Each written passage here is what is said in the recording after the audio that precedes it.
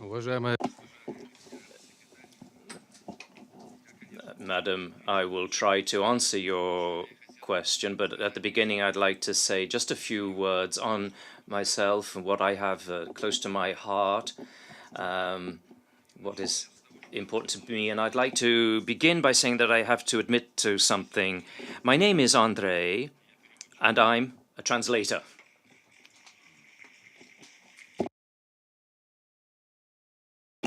Now, since I arrived at the United Nations as an ambassador 13 years ago, this is the first time that I've had this unique opportunity to say these words for everyone to hear. Translation is a craft, it's an art. And I'm sure that for the majority of the people here in this room, translation, interpretation is a vocation. And for some even, it's an addiction.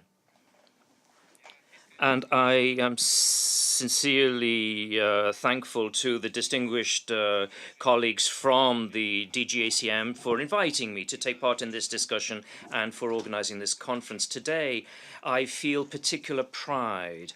I am proud that amongst the participants in the conference, I see the Dean of the linguistic faculty of the Minsk State Linguistic University. I graduated from there 32 years ago, and I'm also proud that I see people from my alma mater, one of the best language schools in the CIS, that joined the network of the universities in the MOU with the United Nations. And also I'm proud of those who are in this network of universities. And to my colleague, I'm very proud that you're here. And also, I'm proud that together with my colleagues from Azerbaijan, just 10 years ago, and for the first time in the history of the organization, worked on a draft of a GA resolution on the role of professional translators and interpreters in bringing nations together, enhancing peace, and supporting mutual understanding and development. Now, the most important symbolic element of that resolution is proclaiming 30th of September as the International Day of Translation. Now, the resolution on which work is underway, we propose to stress the role of multilingualism, both between nations and in international dialogue, as an important practical tool for supporting cultural and linguistic diversity. And we also wish to state that it is a synthesis of each language. It brings people together, and its strength comes from its diversity. Now, when we talk about the role of professional linguists, and here we mean by that interpreters, in the general meaning of the term, interpreters, translators, terminologists, editors, précis writers, we believe that we need to draw attention to the need to recognize their special role and their contribution in developing international cooperation and achieving the goals that face the United Nations. And we also talk about the unique nature of professional translation to ensure clarity, a positive climate, and productivity in the international dialogue and interpersonal communications on the background of today's expectations with regard to machine translation. We believe it's important to draw attention of the United Nations member states to the need to maintain the high quality and craftsmanship of translation, and through the human quality of translation, and encouraging the creative approach, and ensuring the very highest standards in our language specialists, and by also ensuring that they have the proper working conditions. Possibly, the time has come to raise in the United Nations the need of ensuring a international legal protection for translators and professional linguists who are working in conditions of conflict and where there are enhanced threats. Now, as to the question that you put to me, maybe what I'm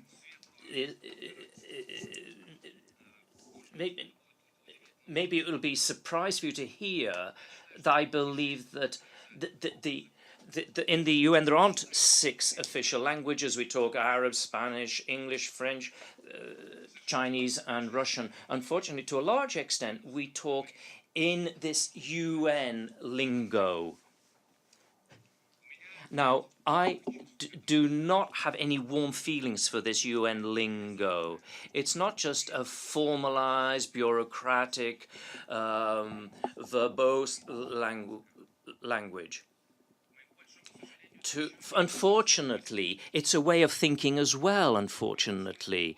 Now, in this way, UN lingo is not the best tool to ensure understanding and agreement in the international world, which is brought together here at the United Nations. And part of this language is aimed at confusing the thoughts, and it's a break on the path towards an effective and open cooperation. I do understand that to bring back a living language as a proper tool for bringing together people and bringing agreement.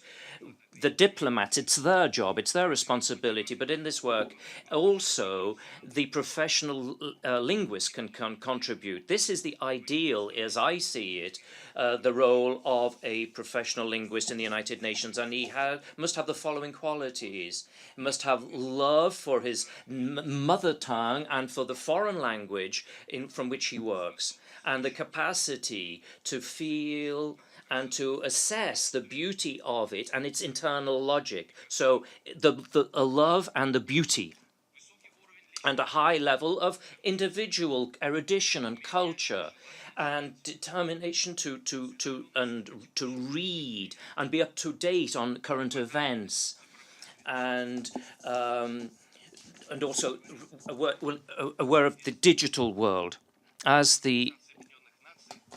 In the United Nations, we have these smartphones. That is the words of a diplomat with such an old cell phone. Now, the willingness not just to serve the United Nations, but also to change the UN for the better. In other words, maybe it seems strange to you, but I see the ideal United Nations translator and professional linguist as outworldly. He's not just stuck to his smartphone, but and he's not just, it's not just unthinking way of dealing with the UN lingo, but understanding the nuances in the thought of the speaker. And not just an adept of popular culture, but in the highest sense of the term, an intelligent individual.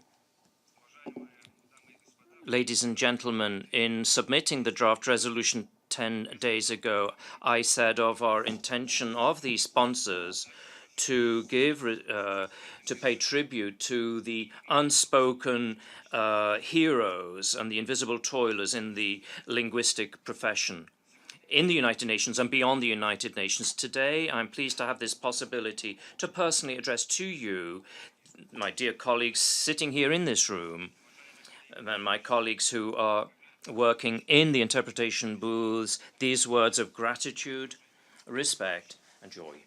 Thank you very much. Thank you.